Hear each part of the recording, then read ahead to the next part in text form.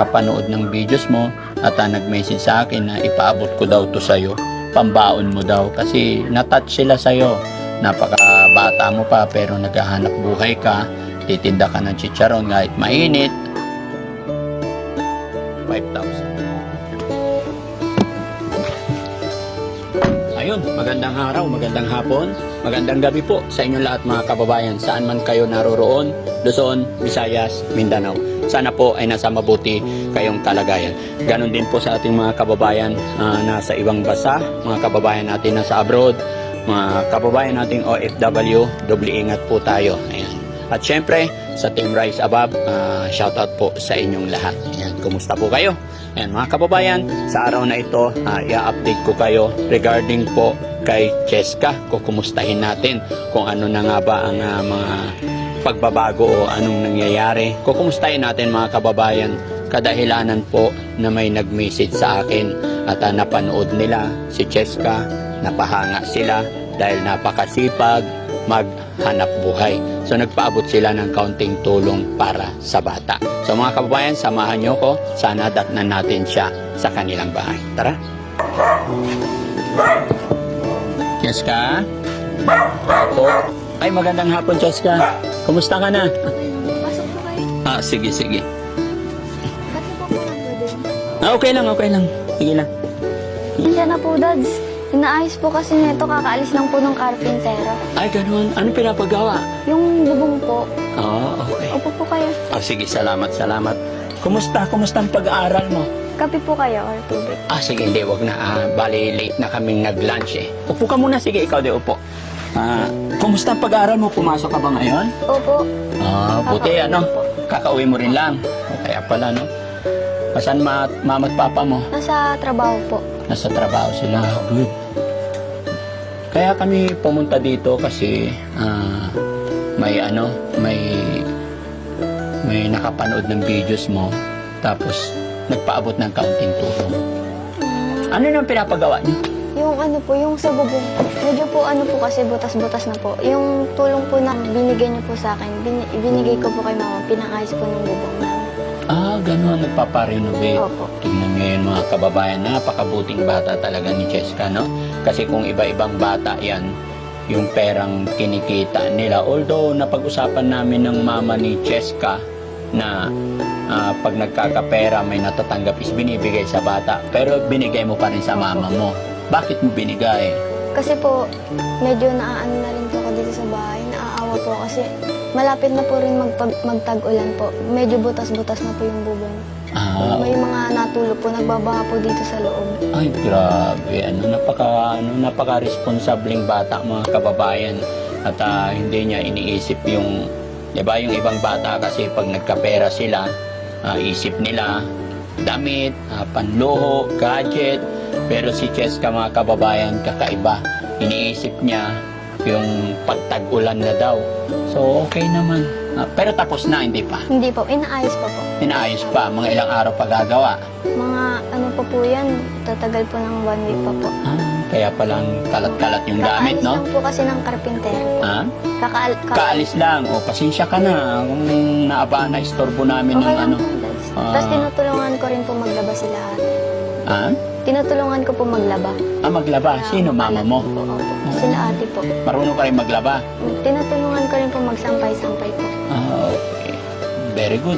Tuloy-tuloy mo lang yan. Gusto naman ang pagtitinda mo ng chicharon? Okay lang po. Hindi po ako masyadong nakapagtinda ngayon kasi po pumasok po ako. Oo. Kailan ka magtitinda ulit? Siguro po pag pag suspend ulit. Kasi minsan po, di ba, mainit po. Oo. Marami pong Sinisingit mo pagtinda ng chicharon pag suspend yung klase. Tsaka Saturday, Sunday. Opo.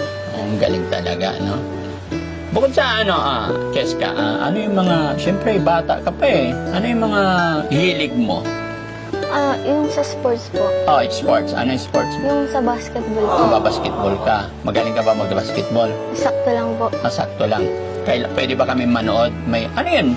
Sino mga kalaro niyo, mga babae din?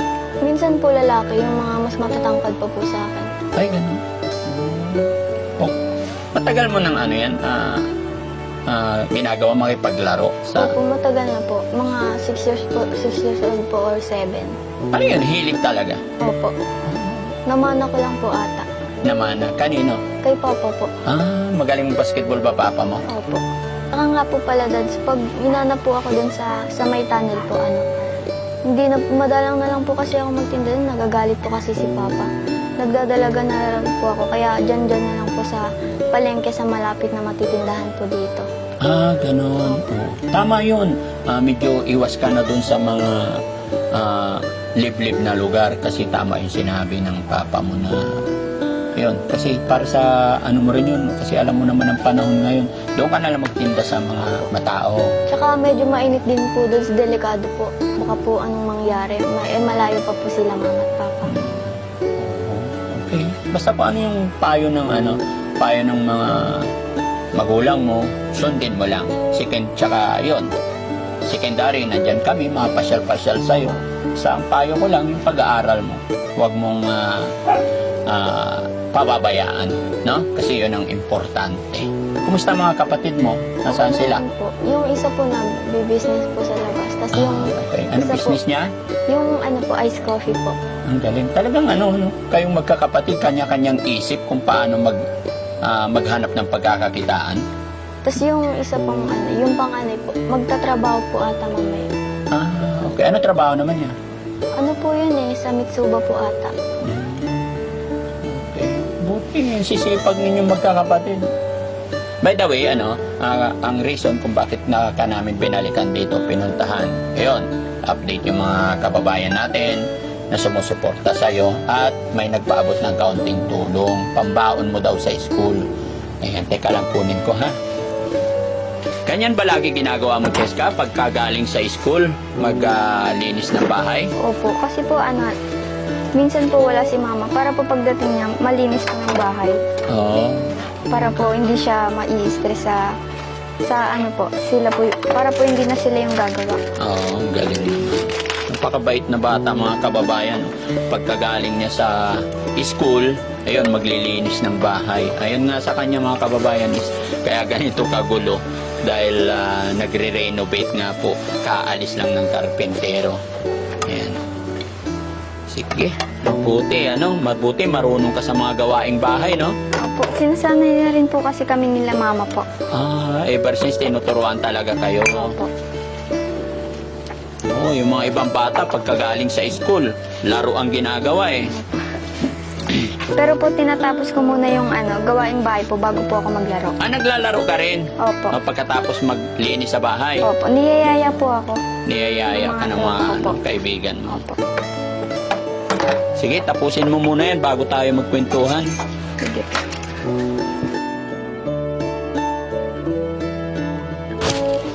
Cheska, kaya ako nagpunta dito dahil yon, may nakapanood ng videos mo at nag-message sa akin na ipaabot ko daw to sa'yo, pambaon mo daw kasi natouch sila sa'yo. Napakabata mo pa pero naghahanap buhay ka, titinda ka ng chicharon kahit mainit.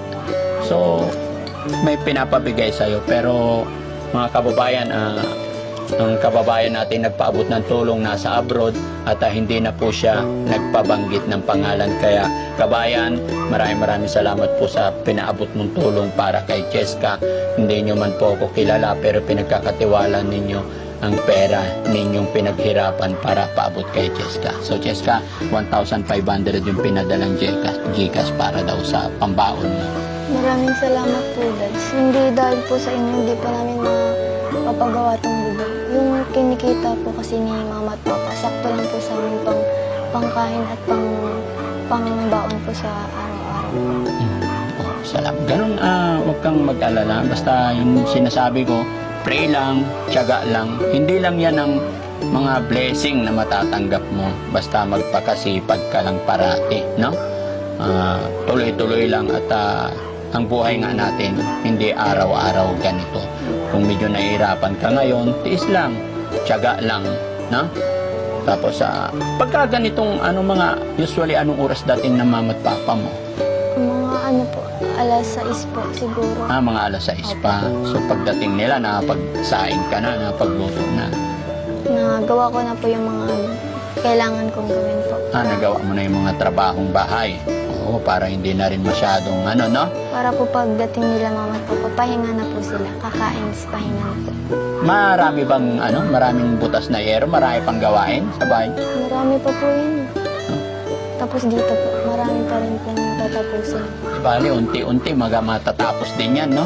Tsaka ito, meron din ibibigay si Daddy Frankie sa iyo, ha? Na sana, ayun, makatulong to sa iyo. 5,000. Thank you po, Dogs. Kundi dahil po sa inyo, hindi ko po maaano yung ganitong sistema po. Binigyan niyo po ako ng lalaking halaga. Malaking halaga na po ito para sa akin. Napapangkain po namin sa araw-araw. Hindi na po masyado kailangan magtrabaho nila mama at papa.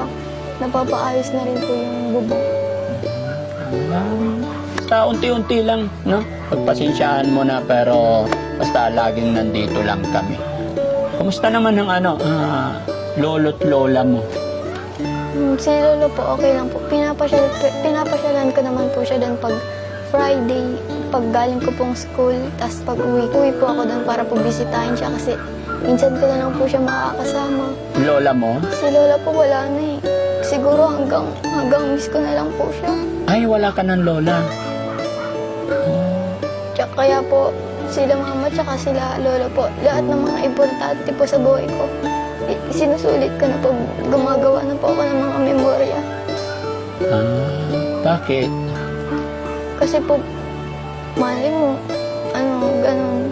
Kaya nagdadasal po ako palagi para po mas mahabang mas mahabang pagsasama pa po. Tama yung sinabi mo, habang nandyan pa sila, kasi lahat tayo hindi natin alam, no? Ang lalim naman ng ang lalim ng isip mo, no? Advance, ibig ko sabihin advance. Yung sabi niya mga kababayan habang nandyan pa sila, sinusulit na niya yung moment, pinapasyalan daw niya yung lolo niya. Which is true naman, kasi hindi natin alam yung buhay natin, no? Close din ba kayo ng lolo't lola mo? Opo, close po kami. Gaano kayo ka-close ng lola mo? Siguro po, si Lola po, sobrang close ko po ng katawanan. Kasama ko po siyang mag-joke or magluto minsan, ganun po. Ilang taon na wala ang lola mo? Ilang taon siya? Po, nasa po yun, 52. Bata pa siya. Namatay. Ano kinamatay niya? Po, yung sa diabetes po. Sa lahi na din po kasi yun. Lahi. Oo, kaya pala nakwento niyo sa akin, may diabetic din yung mama mo, no? Opo. Kaya po, iniingatan po namin. Once po na na minsan po may masamang mararamdaman si mama, kami na po yung gumagawa ng paraan para maging okay. Kami na po yung magluluto sa kanya, kami na po yung gagawa sa gawaing bahay. Si Papa po magtatrabaho na lang po, tapos yung pera pong sasahurin niya po, ibibili po ng gamot para kay mama po. Actually, alam mo kung bakit kita natanong kung bakit kung gaano kayo ka-close ng lola mo. Kasi ako, masasabi kong lumaki rin ako sa aking lolo't lola. Kaya napakasarap kasi yung banding ng lolo't lola. Pero awa ng Diyos, buhay pa naman yung lola ko. 90 plus na siya. Malakas pa kayo, Dads? Oo. Malakas pa siya, pero medyo uyanin na rin. Pero, ayun, gaya ng sinabi mo, habang nandyan pa sila, talagang gawin na natin yung best natin. Kasi hindi natin alam, pag nawala na sila, hindi na natin may babalik, hanggang alaala na lang.